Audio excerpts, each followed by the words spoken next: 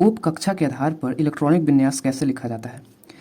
तो इसके लिए आपको मात्र 2 पॉइंट को ध्यान में रखना होगा। पहला पॉइंट है कि उप कक्षा 4 होता है, एस, पी, डी और एफ। एस में मैक्सिमम 2 इलेक्ट्रॉन, पी में 6, डी में 10 और एफ में 14 इलेक्ट्रॉन हो सकता है। अब दूसरा पॉइंट आप ये ध्यान रखिएगा कि आपको इस क्रम को याद रखना है। 1s2, 1 है सेल यानी कि कक्षा, एस है उप कक्षा, 2s2, 2p6, ये आपको 6s2 तक याद रखना होगा। कम से कम 6s तक आपको याद रखना होगा।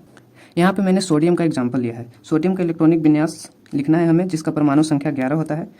तो इसको लिखने के लिए मैंने बोला था आपको एक क्रम याद रखना है, तो यहाँ पे लिख लीजिए। सबसे पहले 1s, कितना इलेक्ट्रॉन हो सकता है? 2 इलेक्ट्रॉन, तो हम 2 लिखेंगे। फिर 2s, फिर 2 लिखेंगे। लेकिन कब तक लिखेंगे? जब तक 11 पूरा ना हो जाए। अभी हमारे पास 2 तो 4 हो गया है। 2p6, अब हमारे पास 10 हो गया। उसके बाद है 3s, 2 होता है लेकिन हमें 2 की ज़रूरत नहीं है, हमें सिर्फ 1 का ज़रूरत है, क्योंकि 10 हो चुका है। तो हम यहाँ पे 1 लिखेंगे। ठीक है, ये हमारा बिल्कुल सही है।